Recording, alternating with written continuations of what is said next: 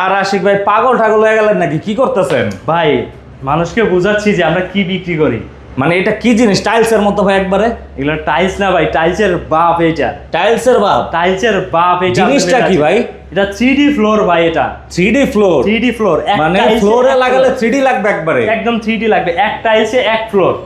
মানে এরকম একটা ডিজাইন দিয়ে সম্পূর্ণ একটা ফ্লোর কমপ্লিট? একটা ফ্লোর কমপ্লিট হয়ে যাচ্ছে। জোড়া হবে না কোনো? জোড়া কাটা সেরা ফাটা কিচ্ছু থাকছে না। কি দিয়ে করেন ভাই, জোড়া লাগে না যে? এটা 3D ফ্লোর দিয়ে উপরে আমরা ইপক্সি কেমিক্যাল রেজিন দিয়ে করে থাকি, পুরোটা একটা লেয়ারে হবে, কাটা সেরা ফাটা জোড়া কিছু থাকবে না এবং 100 বছরের গ্যারান্টি পাচ্ছেন। টাইলসে কিন্তু জিনিসটা পাচ্ছেন না আপনি।